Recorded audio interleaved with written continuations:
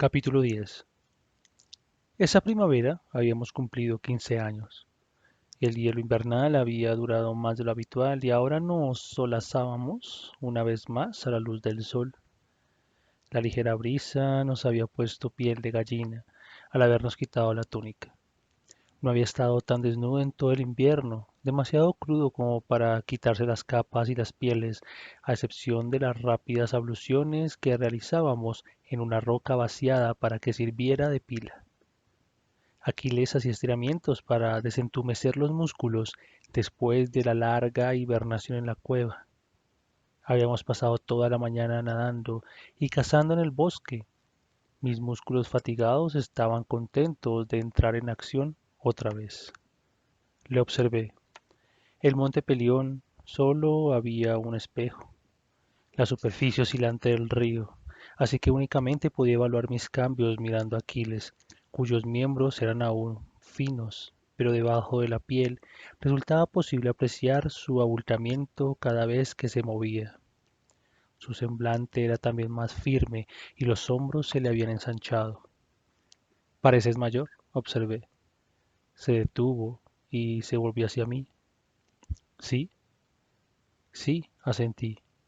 Y yo, ven aquí, me pidió. Me levanté y me encaminé hacia él, que contempló unos instantes antes de decir, sí, ¿cómo? ¿Mucho? Quise saber. Tu rostro es diferente, contestó. ¿Dónde? Alargó la mano derecha hasta tocar mi mandíbula y la recorrió con las puntas de los dedos. Aquí tu rostro es más ancho que antes. Alcé mi propia mano para palpar esa diferencia, pero a mí se me antojó como siempre. Era hueso y piel. Aquiles me cogió la mano y me la llevó hasta la clavícula. Y también has aumentado de tamaño aquí y aquí, continuó, tocando suavemente con el dedo el bulto que sobresalía de mi garganta. Tragué saliva cuando sentí la yema ponerse en movimiento otra vez sobre mi piel. ¿Y dónde más? Pregunté. Él indicó el atisbo de fino pelo oscuro que me corría por el pecho y el estómago. Me empezaron a arder los carrillos cuando detuvo el dedo. Ya vale, dije, más abruptamente de lo que pretendía en realidad. Tomé asiento sobre la hierba y él reanudó los ejercicios de estiramiento. Observé cómo la brisa le alborotaba los cabellos y el modo en que el sol incidía sobre su piel dorada. Me eché hacia atrás y dejé que los rayos de luz me bañaran a mí también. Al cabo de un tiempo se detuvo y vino a sentarse junto a mí. Observamos la hierba, los árboles y los nudos de los brotes recién salidos. No creo que te disguste tu aspecto actual, dijo con voz lejana, casi despreocupada. Me ardieron otra vez las mejillas, pero no hablamos más del asunto. Estábamos a punto de cumplir los 16 años. Los emisarios de Peleo no tardarían en acudir con presentes. Pronto saldrían las bayas y las frutas estarían maduras y las listas para ser cogidas. Esa edad era el último año de la infancia.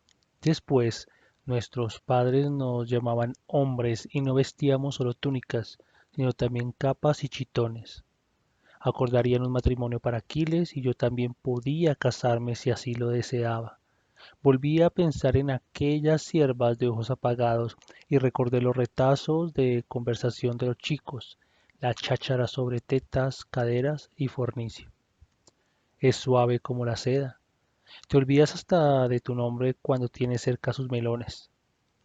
Las voces de los muchachos eran agudas, de pura excitación y aumentaban también el timbre de las mismas, pero mi mente se escabullía como pez para no ser apresado cada vez que imaginaba de qué estaban hablando. Otras imágenes sustituían a aquellas, la curva de un cuello por encima de una lira, un cabello centelleante a la luz del fuego, unas manos de tendones marcados.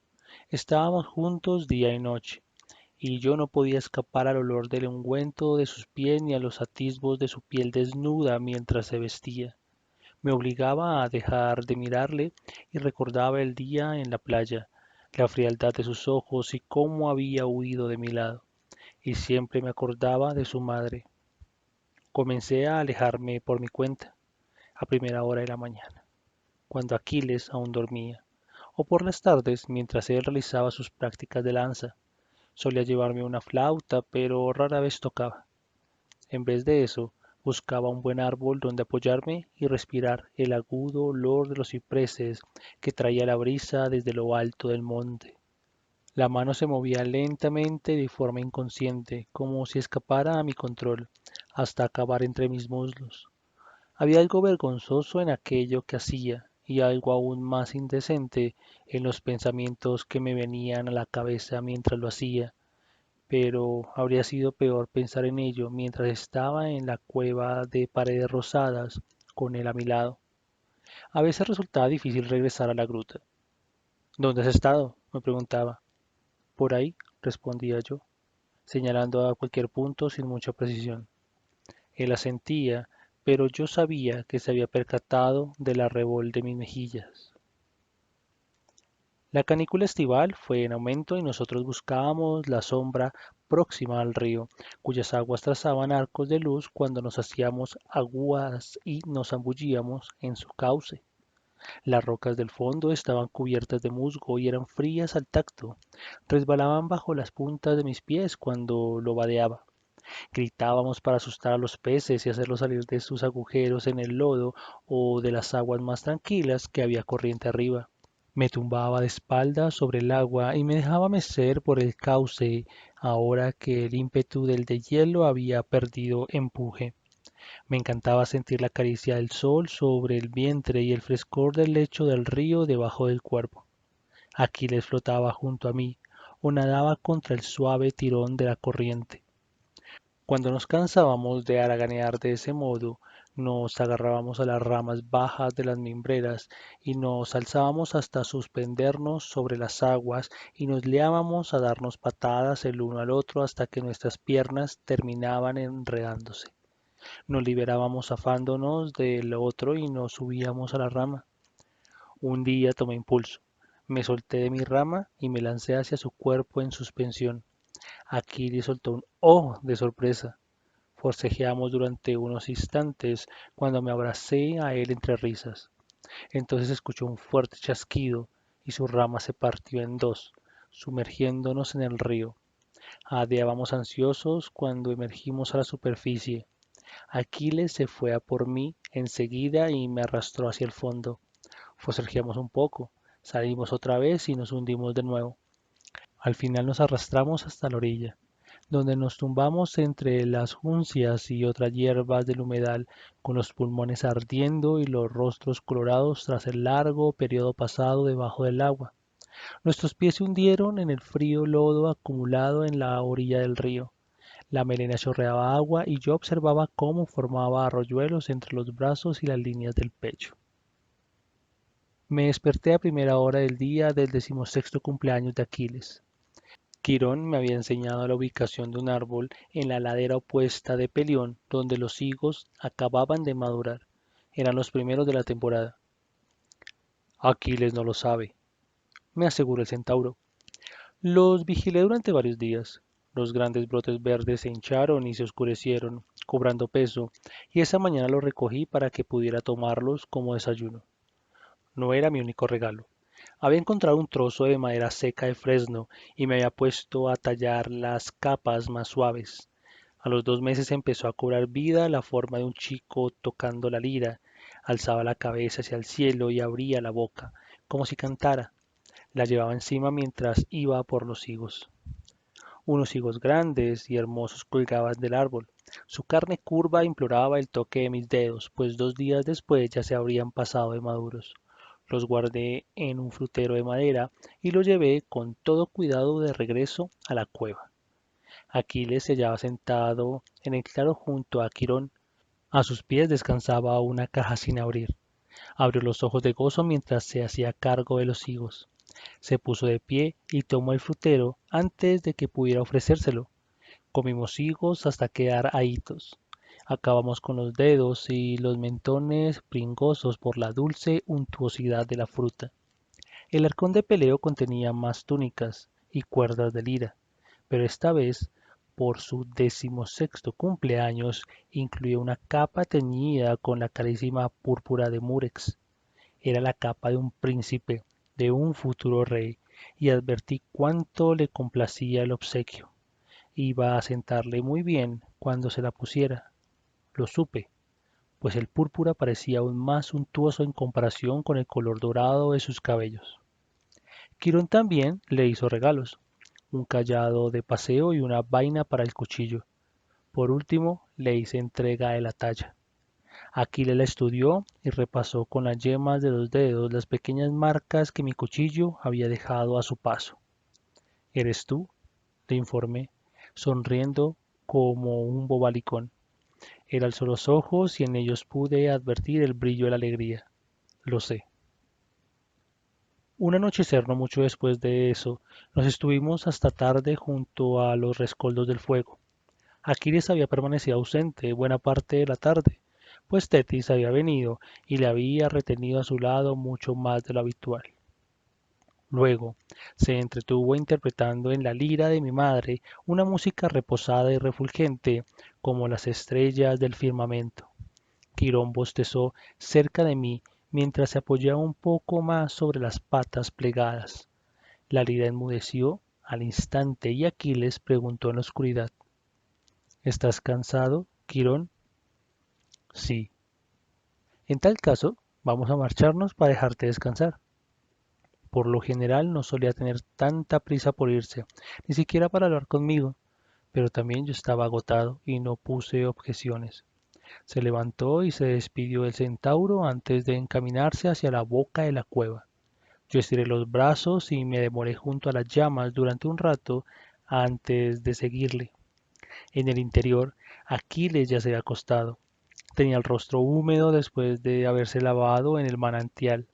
También yo me lavé un poco, echándome agua fría sobre la frente. Aún no me has preguntado nada sobre la visita de mi madre. ¿Qué tal está? Se encuentra bien. Siempre me respondía lo mismo. Y ese era el motivo por el cual a veces no le decía nada. Bien, contesté mientras recogía un poco de agua para quitarme de la cara el jabón hecho con aceite de oliva. Aún olía un poco a oliva y a manteca. Mi madre dice que aquí no puede vernos. ¿Eh? Contesté, pues no esperaba que dijera nada más sobre ese tema. No puede ver lo que hacemos aquí, en Pelión. Había una nota forzada y tensa en su voz.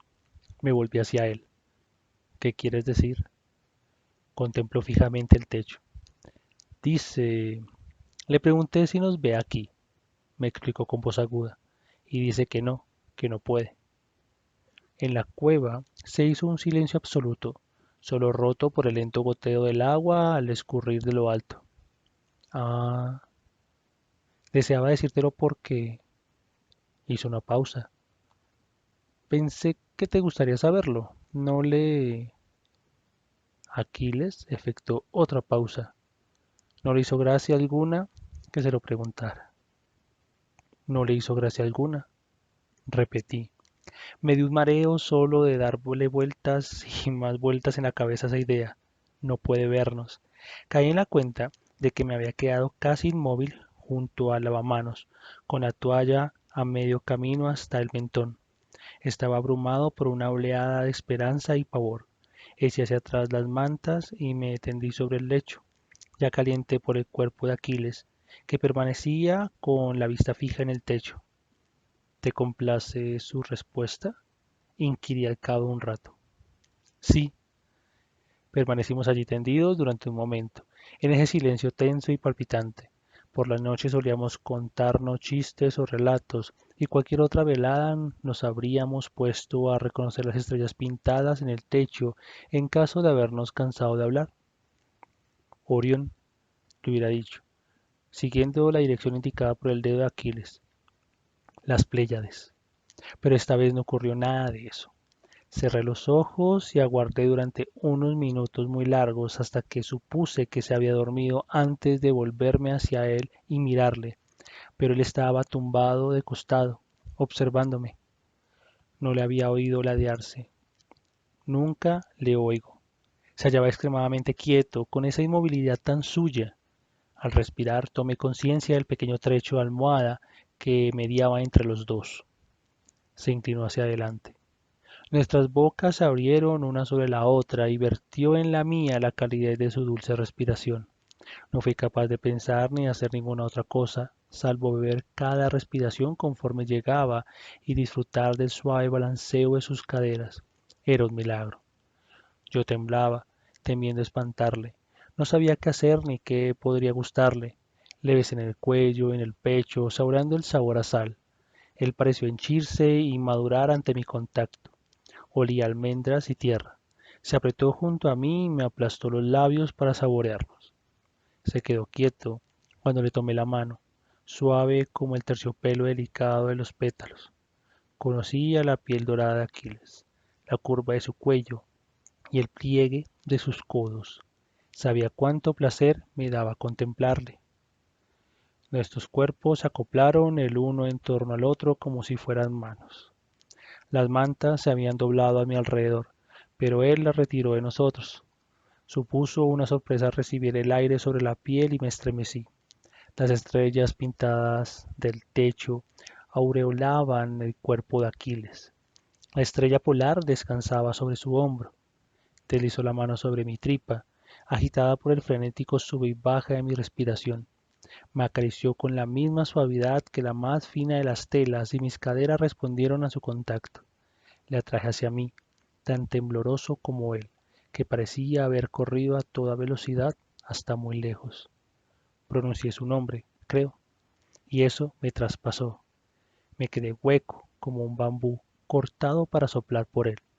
Nuestra respiración era el único indicio del transcurso del tiempo.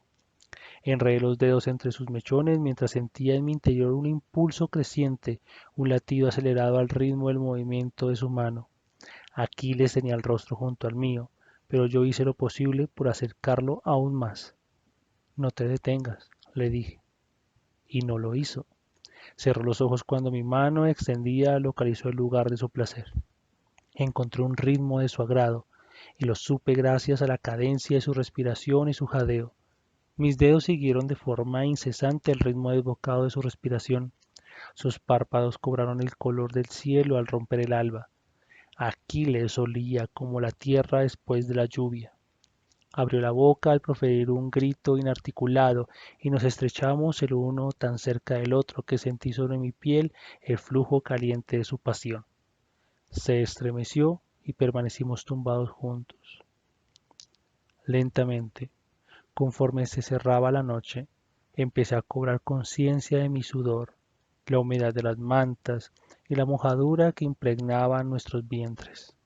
Nos separamos con los rostros hinchados y llenos de moratones por los besos. La gruta olía dulce y cálida como la fruta bajo el influjo del sol. Nuestras miradas se encontraron, pero no despegamos los labios. Creció en mi interior un miedo súbito y punzante. Aquel era el momento de mayor peligro y yo me tensé, esperando un estallido de remordimiento por su parte. No pensé, empezó, pero se detuvo. No había en el mundo palabras que yo quisiera oír más que las que él callaba. ¿Qué? Le insté. Si es algo malo, que acabe enseguida. No pensé que nosotros alguna vez... Aquiles vacilaba al elegir cada palabra y no podía culparle. Yo tampoco, admití. ¿Te arrepientes? Soltó esas palabras de sopetón. No, respondí. Tampoco yo. Entonces se hizo un silencio sepulcral y no me preocupó ni la humedad del camastro ni lo sudado que yo estaba. No me quitaba encima aquellos ojos suyos, verdes con algún toque dorado. Se alzó en mi interior una certeza que terminó alojándose en mi garganta. Jamás voy a dejarle. Será así siempre hasta que él me abandone. Habría expresado esa idea en voz alta de haber habido palabras para expresar aquello, pero no parecía haber ninguna con capacidad suficiente para abarcar aquella verdad cada vez más grande. Él alargó la mano en busca de la mía, como si me hubiera oído. No tuve que mirar. Tenía grabados en la memoria sus dedos delgados y cubiertos de venas delicadas como pétalos, dedos fuertes y raudos que jamás cometían un error. Patroclo, dijo, siempre se le había dado las palabras mejor que a mí. A la mañana siguiente me desperté con la cabeza ligera y el cuerpo adormecido por el calor y la relajación. Después de la ternura había sobrevenido otro acceso de pasión, pero esa vez habíamos ido más despacio, con morosidad, como una noche de ensueño que se prolongaba más y más. Ahora, empero, me abrumó otro ataque de nervios cuando se estiró junto a mí, con la mano todavía descansando sobre mi estómago, húmeda y cerrada como una flor al alba. De golpe recordé cuánto habíamos dicho y hecho, así como los sonidos que yo había hecho. Me entró miedo de que el hechizo se hubiera roto y la luz del día que se filtraba por la entrada lo hubiera convertido todo en piedra, pero no, él estaba despierto. Sus labios me silabearon un saludo soñoliento y mantuvo la mano al alcance de la mía. Permanecimos tumbados de esa guisa hasta que la cueva se vio colmada por la claridad de la mañana y nos llamó Quirón. Salíamos corriendo al río a lavarnos nada más comer. Disfruté del milagro de poder contemplarle abiertamente y disfrutar del jugueteo de luz veteada sobre sus miembros y la curvatura de su espalda cuando se zambullía en las aguas. Luego nos tendíamos en la orilla del río y recorríamos nuestros cuerpos otra vez y otra más. Parecíamos dioses en el alba del mundo y nuestro gozo era tan deslumbrante que no éramos capaces de ver otra cosa que el uno al otro.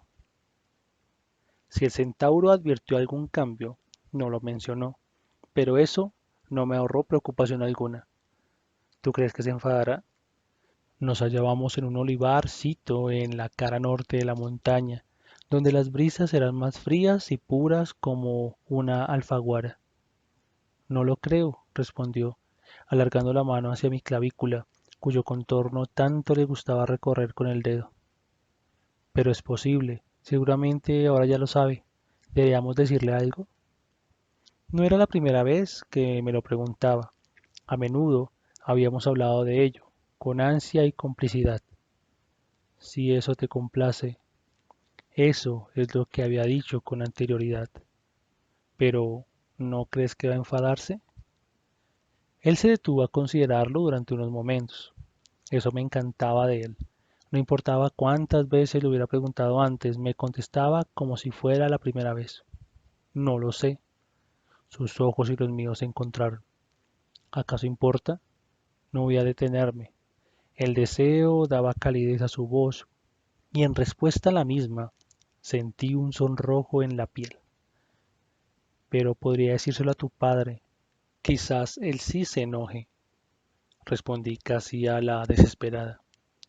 No tardaría en hervirme la sangre y sería incapaz de pensar. Pero, ¿y si se enfada? ¿Qué? Me dejó estupefacto la primera vez que soltó algo así. No comprendía ni casi concebía que Peleo pudiera enfadarse y aún así Aquiles hiciera lo que le viniera en gana. Oírle decir aquello era como una droga para mí. Jamás me cansaba de escucharle. ¿Y qué hay de tu madre? He ahí la trinidad de mis temores. Quirón, Peleo, Tetis. Aquiles encogió de hombros. ¿Y qué iba a hacer? ¿Raptarme? Podría matarme, pensé para mis adentros, pero no lo dije. La brisa era demasiado suave y el sol demasiado cálido como para pronunciar semejante idea. Me estudió un momento con la mirada antes de preguntar, ¿te preocupa que se enfaden? Sí, la posibilidad de decepcionar al centauro me horrorizaba. La desaprobación siempre había calado hondo en mí. No era capaz de sacármela encima como hacía Aquiles, pero, llegado el caso, no iba a dejar que eso nos separase. No, le dije. Bien, repuso él. Alargué los dedos para acariciar los mechones de su pelo a la altura de las sienes.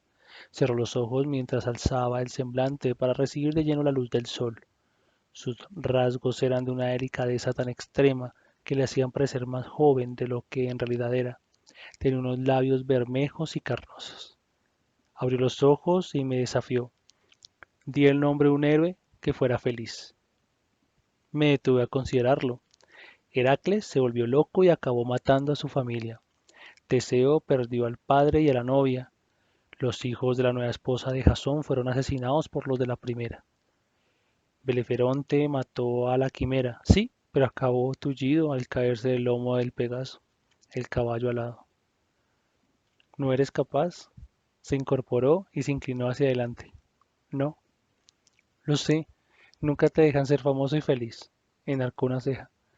Voy a contarte un secreto. Dime, me encantaba cuando se comportaba así. Yo voy a ser el primero. Me cogió por la planta de la mano y la sostuvo con la suya. Júralo. ¿Por qué yo? Porque tú eres la razón. Júralo.